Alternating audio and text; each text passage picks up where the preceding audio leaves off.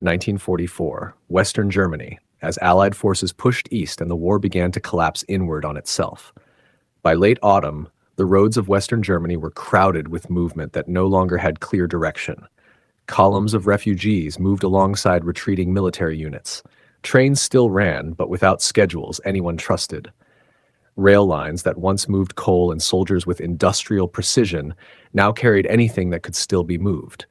Supplies, wounded men, displaced civilians, prisoners, and sometimes nothing but sealed cars rolling without purpose.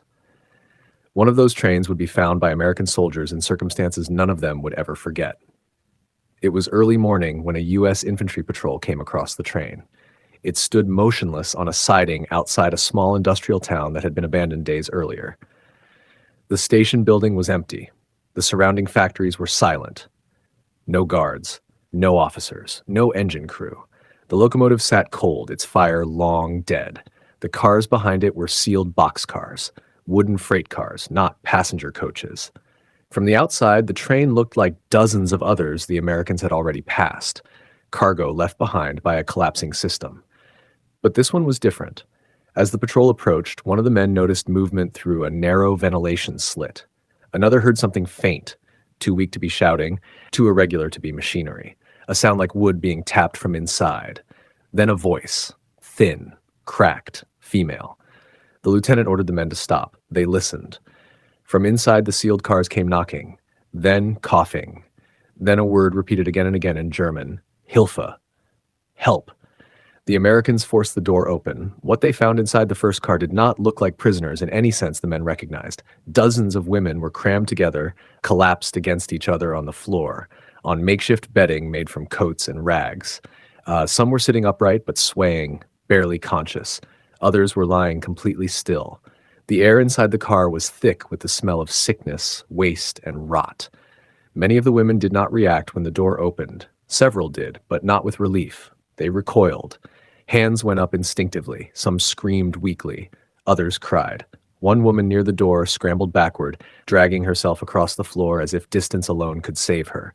Then one voice cut through the confusion. Bitte, stoppen. Ich bin infiziert. Please, stop. I'm infected. The American soldiers froze. The woman who spoke was young, maybe in her early 20s. Her hair had been cut unevenly, likely by hand. Her face was sunken, skin stretched tight over cheekbones. She pressed herself against the wall of the car, palms raised, shaking. Don't touch me, she said again in broken English. Please, I'm infected. Behind her, several others repeated the same word. Infected. The lieutenant ordered his men to step back. In 1944, disease terrified soldiers almost as much as bullets. Typhus, dysentery, tuberculosis, epidemics spread rapidly among displaced populations. American units had strict orders to isolate suspected cases. Medical officers were scarce, overstretched, and already dealing with outbreaks among liberated prisoners elsewhere. The instinct of the soldiers was clear. Close the door, mark the car, call it in, move on. But as they hesitated, one of the men noticed something else. The women weren't attacking them. They weren't rushing the door. They weren't even trying to escape. They were begging the Americans not to come closer.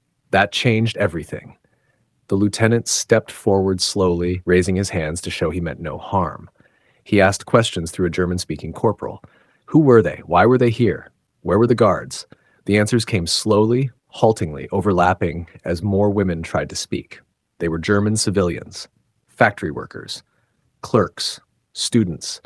Some had been evacuated from cities destroyed by bombing. Others had been arrested for minor offenses, black market trading, refusing labor assignments, criticizing the regime. A few had been auxiliary workers attached to military units that no longer existed. Weeks earlier, they had been loaded onto trains under guard, told they were being relocated west away from the advancing front. Then the guards disappeared. The train stopped. The doors were locked from the outside. No food, little water, no medical care. People began to get sick. First it was diarrhea, then fever, then rashes. Some women developed open sores. Others began coughing blood. The strongest tried to care for the weakest, but supplies were gone within days. Clothing was torn into bandages. Snowmelt was collected in tin cups when the train stopped briefly at sidings. One by one, people died. The survivors had stopped counting. The Americans opened the other cars. Each one told the same story. Some were worse. In one car, more than half the occupants were already dead, bodies stacked against the walls because there was no space left on the floor. In another, only a handful were still alive, barely conscious, their breathing shallow and irregular. The soldiers stood in stunned silence. They had seen death before, on beaches, in hedgerows, in burned-out villages. But this was different. There had been no battle here, no resistance, no enemy fire, just abandonment. The lieutenant radioed headquarters immediately. Medical units were requested. Quarantine protocols were debated. Command wanted to know whether these women were prisoners, civilians, or enemy personnel. No one had an immediate answer. While they waited, the soldiers faced a choice: leave the women sealed until doctors arrived, or risk infection to begin helping now. It was not a heroic decision made with speeches or ceremony. It was a quiet one. One soldier simply stepped forward, removed his gloves, and offered his canteen through the door. Others followed. They did not touch the women at first. Water was passed carefully. Bread rations were broken into small pieces. Too much food too quickly could kill starved people. The men remembered training about famine victims. Everything had to be slow, controlled. The woman who had first spoken, "I'm infected," watched as an American medic finally arrived hours later.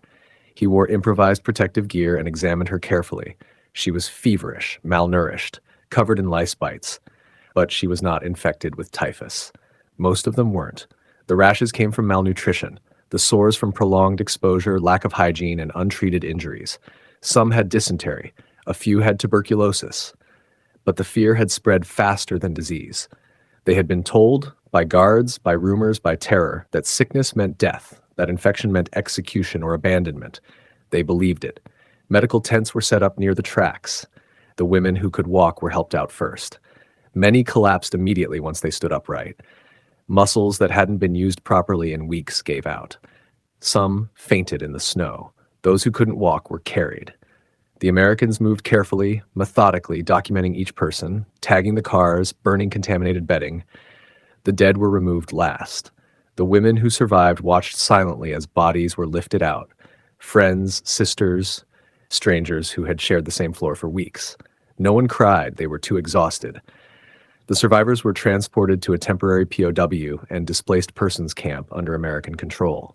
There, they were separated by condition, not nationality. The sick were isolated but treated. The weak were fed gradually. Lice were shaved away. Clothing was replaced. For many of the women, this was the first time in months that anyone had spoken to them calmly, without shouting or threats. Some of them still didn't trust it. One woman, when an American nurse reached for her arm to take her pulse, flinched violently and cried out again, "Please stop! I'm infected." The nurse paused, smiled gently, and explained through a translator that she was there to help. The woman burst into tears. Word of the train spread through nearby units. Other abandoned transports were found in the following weeks, some with survivors, many without. As Germany collapsed, its system simply stopped functioning. Guards fled. Orders were never delivered. Entire groups were left locked in place, forgotten by a state that no longer existed in practice. For the American soldiers who encountered that train, the memory never faded. Not because of what the women had endured, but because of what they had expected. They had expected cruelty from Americans.